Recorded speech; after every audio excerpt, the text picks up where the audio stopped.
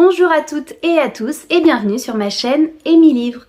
Nous sommes là pour faire le bilan du mois de janvier au niveau de mes lectures et j'ai bien avancé. Pour fin décembre, début janvier, on avait vu que sur ma palle de 2025, il me restait 7 livres. Aujourd'hui, j'ai un livre en cours et 2 livres de ma palle de 2025. Et je suis trop contente, j'ai vraiment super bien avancé, donc je vais vous présenter mes lectures. Ma première lecture, comme peut-être certains s'en rappellent, j'étais en cours de lecture de Alunia, tome 1 de Tiff. Et c'est une duologie, donc j'ai lu le 1 et le 2. Et j'ai adoré. J'ai été vraiment très surprise, voilà, que ça me plaise autant. Donc on va suivre Lee. Lee, au début du roman, elle meurt, foudroyée, et elle va se retrouver dans un autre monde. Elle est interceptée par les rebelles qui viennent la récupérer et l'emmener avec eux. Elle ne sait pas où elle est, dans quel monde elle est, si elle est même en enfer ou au paradis, elle ne sait pas puisqu'elle est morte. Et du coup, elle va se rendre compte qu'elle est dans un nouveau monde, qu'il se passe pas mal de choses. Le peuple, il y a des rebelles, ils essaient de combattre un prêtre qui vole les âmes, voilà, pour s'en nourrir. Et du coup, il va falloir qu'en début d'histoire, elle se sépare de son âme. Et elle va faire la connaissance donc de Zam. Zam qui est on va dire le chef de la rébellion. Et va s'en suivre, voilà, toute une histoire où elle va devoir trouver sa place dans ce nouveau monde, dans cette nouvelle vie. Elle doit oublier sa vie d'avant, passer à une autre vie, voir si elle, du coup, elle adhère à cette rébellion. Elle n'a pas vraiment le choix non plus. Il va y avoir une romance avec Zam, mais la fin du tome 1 est assez marquante et j'ai enchaîné le tome 2 tout de suite. Cette autrice, elle est incroyable, Tiff, parce que elle arrive de façon extraordinaire à exprimer les émotions à travers l'écriture. J'ai tellement pleuré, mais c'est pas, je suis très sensible. Je vais quand même, voilà, et il y a des émotions, des sentiments qu'elle arrive à retranscrire, mais d'une façon extraordinaire. Et moi, je me suis vraiment retrouvée à travers Lee qui vit plein de choses, parce que elle a une autre vie, ce n'est plus son monde, elle est dans un nouveau monde, elle doit se faire sa place, elle doit savoir à qui elle fait confiance et à qui elle ne fait pas confiance. Elle va se retrouver avec des pouvoirs qu'elle doit apprendre à gérer, à canaliser. Vraiment, c'était génial. Voilà, je vous le conseille. Très belle histoire.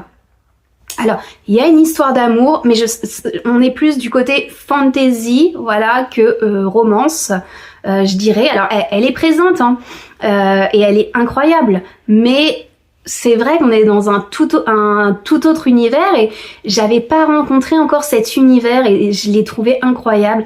J'ai adoré, entrer dans cet univers. J'ai aimé la fin aussi, j'ai aimé comment elle termine la duologie. Et il fallait pas plus, voilà. J'ai trouvé ça incroyable. Donc je vous le conseille. Il faisait partie de ma pile à lire de 2025, donc j'en ai 2 en moins dans ma pile à lire. Ensuite, je vais vous présenter le second souffle de Love Sand. Ceux et celles qui me suivent sur les réseaux sociaux, vous avez dû voir que c'est un partenariat avec l'autrice, non rémunéré, mais c'est mon premier partenariat et j'en suis vraiment très contente. J'ai adoré son livre. Le livre en lui-même est incroyable, regardez. Et à l'intérieur, toutes les pages sont illustrées, et on a même des illustrations à l'intérieur, et j'ai trouvé ça incroyable.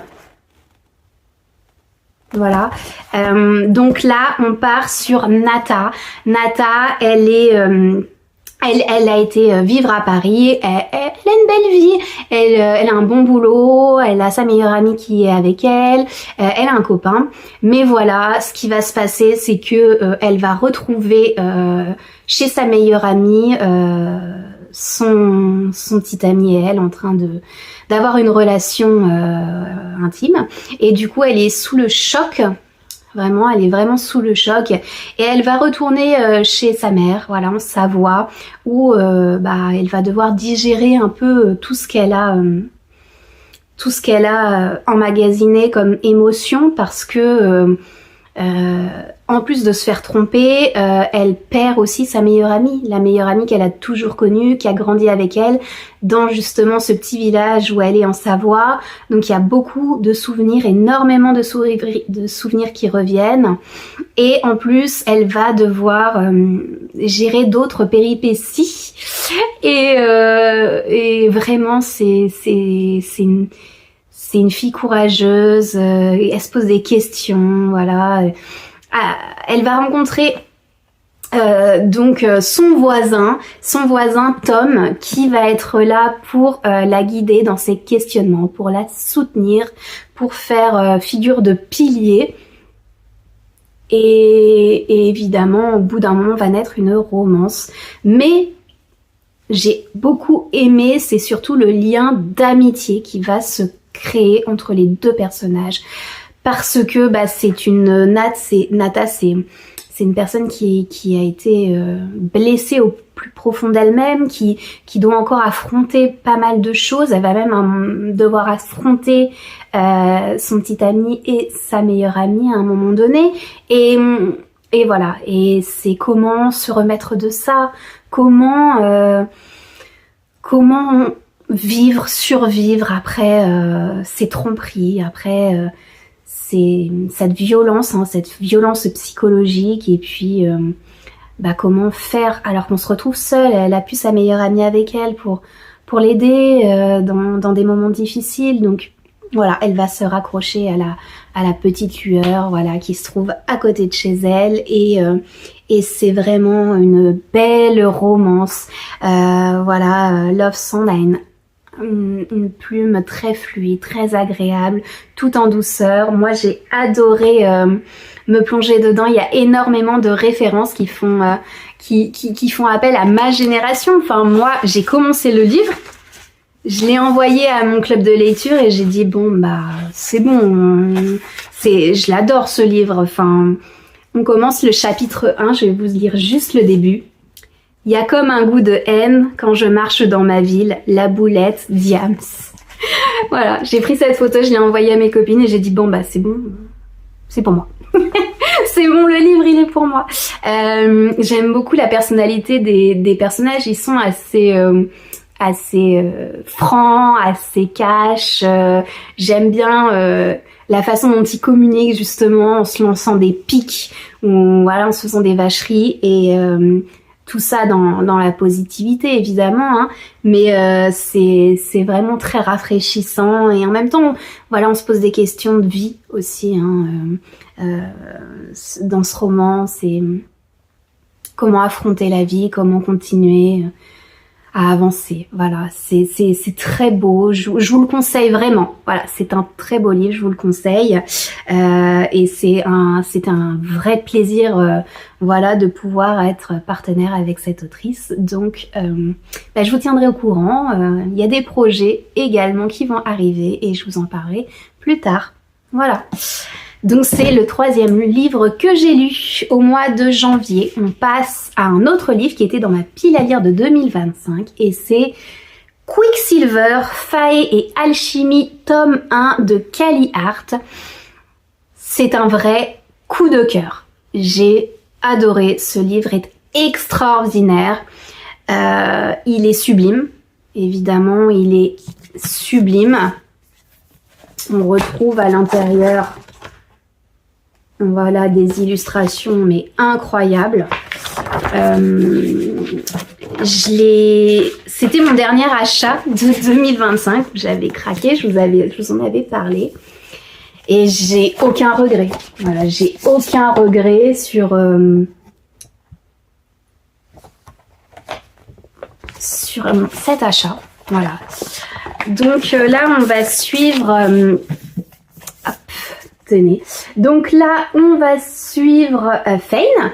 Fane, elle doit survivre. Voilà, elle doit survivre. C'est une voleuse et elle est elle vit dans un endroit désertique où l'eau est extrêmement rare et pour survivre, elle va devoir voler de l'eau pour pouvoir réussir à s'en sortir. Surtout qu'elle a un petit frère et qu'il faut qu'elle s'occupe de lui. Alors elle a également des pouvoirs qu'elle cache secrètement, hein, des pouvoirs sur la manipulation des métaux et donc elle va tout faire pour s'en sortir. Malheureusement, elle va se confronter à la reine qui est une dictatrice, hein, disons, on va dire les choses. Elle est très cruelle et du coup, à un moment donné, elle va se retrouver projetée dans un autre monde à travers un portail et elle va être secourue par Kingfisher. Kingfisher qui est ce personnage-là qui va apparaître et lui sauver la vie.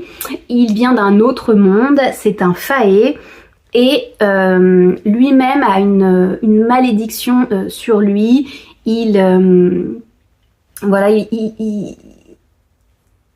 Malheureusement, il y a de la magie, il va se retrouver à ne plus pouvoir se contrôler, voilà, au niveau de ses pouvoirs, de tout ça, et du coup, il a quand même un collier qui lui permet de se canaliser, de gérer sa magie, ainsi que ses émotions, voilà, c'est les violences intérieures, on va dire en quelque sorte, et elle, dans ce monde, elle va découvrir que c'est la seule humaine, et que elle se retrouve du jour au lendemain alchimiste, puisque c'est la seule à avoir le pouvoir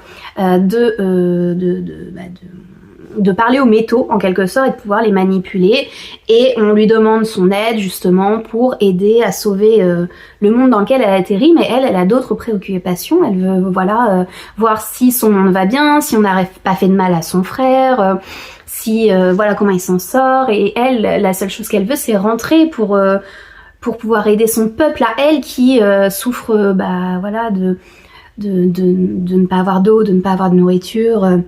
Il y a aussi chez elle une rébellion voilà, face à la reine. Et finalement, on va se rendre compte que tout est lié. Voilà, c'est la menace qui pèse sur le monde de Kingfisher, finalement, est en lien avec ce qu'elle vit, elle, également dans son monde. Et le but, ça va être qu'elle va tout faire pour essayer de sauver ce monde dans lequel elle atterrit, mais aussi dans son monde. On va avoir une romance, une très belle romance. Alors on dit slow burn parce que ça prend son temps et surtout qu'au début ils ne s'entendent pas du tout, mais en tout cas c'est extrêmement bien fait. Moi j'ai adoré, j'ai hâte d'avoir le tome 2, tout simplement parce qu'en gros, dans le tome 1, donc elle va se retrouver à devoir intervenir dans le monde de Kingfisher et ensuite si vous voyez le résumé du 2, il va falloir qu'elle retourne dans son propre monde pour pouvoir intervenir également. Donc je vous le conseille, vous pouvez aller sur Instagram, je vous ai fait tout un résumé, j'en parle plus en détail et voilà. Donc un coup de cœur, 5 étoiles, top quoi. Voilà, donc allez-y, surtout n'hésitez pas à aller le lire. Donc ça me faisait un livre de moins dans ma palle de 2025. J'essaie d'alterner, voilà, avec mes nouveaux livres et j'ai lu Welcome to Fae Café de Jennifer Croft. Donc là, on suit Kate Cole. Kate Cole, elle est dans un café, voilà, en train d'écrire puisque c'est une écrivaine et elle assiste à une scène où la serveuse se fait embêter par un homme et elle va intervenir et malheureusement elle va le tuer sans faire exprès, évidemment, ce qui est assez drôle au début, sauf que ça ne se passe pas du tout comme ça puisque l'homme qu'elle tue est en réalité un fae et dans le monde des fae ils ne sont pas du tout contents et du coup elle va être pourchassée par un des princes fae, voilà, et il se trouve que qu'elle va devoir survivre face à lui et à ces hommes qui sont des tueurs, hein.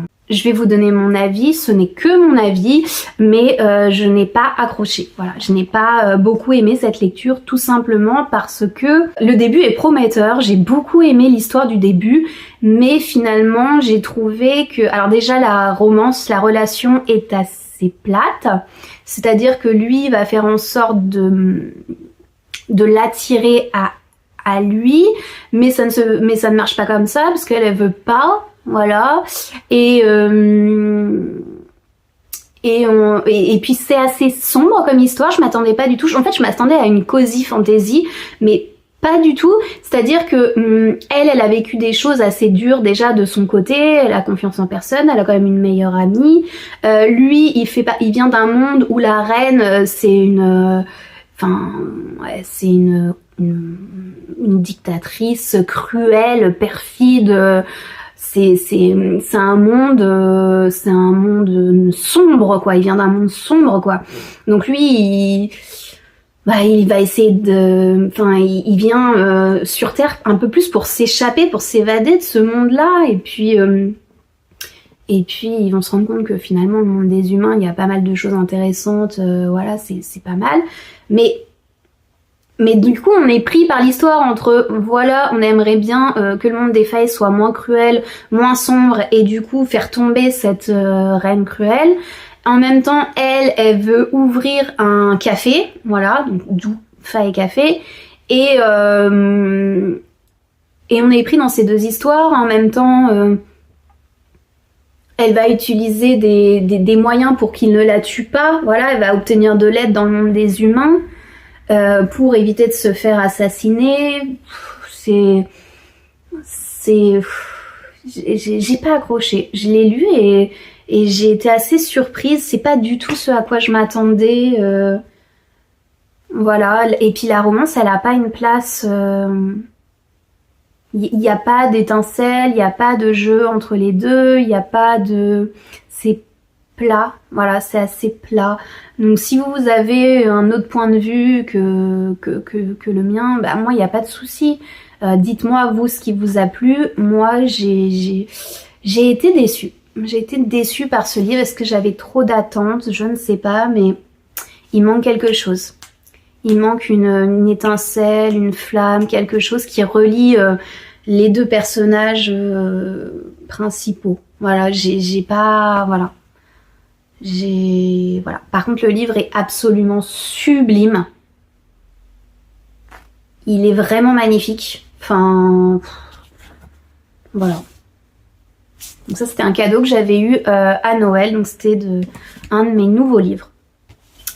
Et enfin, le dernier livre que j'ai lu, c'était dans ma pile à livres de 2025. C'est Nashira, Les Royaumes de Nashira 1, le rêve de Talita de Licia Troisi. J'ai adoré ce livre. J'ai eu du mal à me mettre dedans parce que cette histoire, quand je lisais à l'arrière, ça ne m'intéressait plus. Mais je trouve que le résumé à l'arrière, il n'est pas représentatif réellement de l'histoire et du livre. Donc on va suivre Talita. Talita, elle a une grande sœur qui est prêtresse et elle veut rentrer dans l'ordre des guerriers, voilà. Sauf que ce n'est pas du tout elle qui a en main sa vie, c'est ses parents, hein, son père, voilà, qui décide de tout qui a toujours décidé de tout pour sa sœur et elle. Il se trouve que sa sœur va mourir et elle va devoir prendre sa place au temple, ce qui n'était absolument pas prévu et en plus elle n'a pas beaucoup de magie en elle et puis finalement, c'est un livre qui va aborder le thème de la liberté, de l'esclavage également. On va avoir vraiment... je m'attendais pas à un livre aussi engagé, je m'attendais pas à me retrouver à lire un livre sur qu'est-ce que l'esclavage, comment il est mis en place, comment il est appliqué, comment ça peut être aussi cruel puisque finalement Nashira, qui est née dans la noblesse, va se retrouver petit à petit voilà, à descendre les, enfin, prêtresse, après je peux pas vous en dire un peu plus, sinon je vais spoiler, mais elle va en gros découvrir les conditions d'esclavage des on appelle ça les Fentites, voilà, puisque on a les Fentites qui ont été vaincus, voilà, et qui se retrouvent esclaves, et on va suivre un peu comment cette population elle vit, comment on les maltraite, comment voilà on va faire, enfin il va y avoir une rébellion, voilà comment ils vont essayer de s'en sortir. On va vraiment passer par tout un tas de conditions. J'ai été vraiment surprise. Il est vraiment super bien quoi. J'ai adoré. Dans le tome 1, il n'y a pas du tout de romance, hein. On est vraiment dans la fantaisie pure. Et peut-être il y aura une romance dans le tome 2, mais j'ai quand même vraiment hâte de lire le tome 2.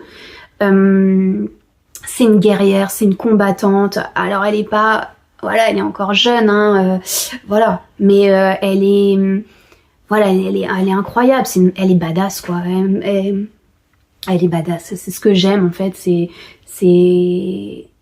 Elle a beau être en galère, elle a beau être au plus bas de chez bas, elle se bat, elle tient bon, voilà, elle se sacrifie, non, elle vit, hein, pas du tout, mais franchement, elle donne tout, quoi, pour ceux qu'elle aime, et c'est incroyable. Je vous le conseille aussi, j'ai vraiment hâte de lire le 2.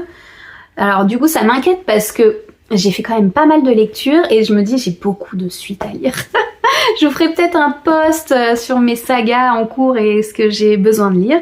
Donc il me reste j'ai lu 1, 2, 3, 4, 5, 6, j'ai lu 6 livres ce mois-ci. Ce qui m'a fait plaisir, c'est que j'ai pu prendre mon temps après mon challenge vider ma palle, puisque c'était un peu le nombre que je lisais en une semaine ou en 2 semaines, et que du coup là j'ai eu un mois, c'était tranquille, j'ai pu faire mes petites lectures tranquilles, et c'est surtout que j'ai quand même énormément vidé ma pile à lire de 2025.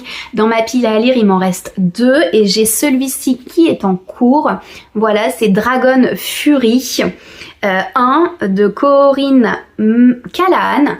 J'en suis là, donc j'ai quand même super bien avancé.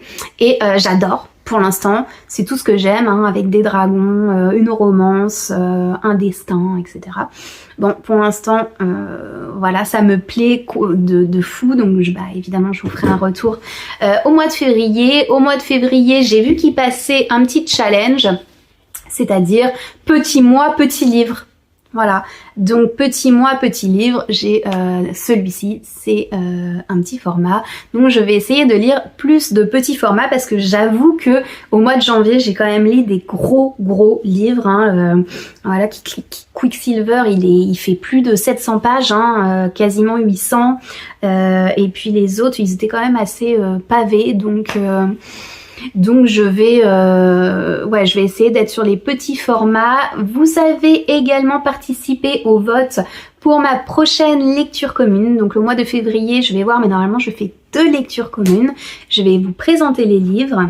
Donc le premier livre, c'est La chasseuse et l'alchimiste. Donc vous avez voté pour celui-ci. Enfin, il y a eu d'autres votes, mais en tout cas c'est celui-ci qui a gagné. Donc c'est le Hala, créature mythique, a refait son apparition. La glorieuse chasse du croissant va se lancer. Margaret en est sûre. Si elle remporte cette chasse, sa mère Evelyn rentrera enfin à la maison. Mais même si elle n'a pas son pareil avec un fusil, Margaret doit trouver un alchimiste comme partenaire, c'est la règle. Wes n'est pas alchimiste, du moins pas encore, il a été congédié par tous ses maîtres et Evelyn représentait sa dernière chance.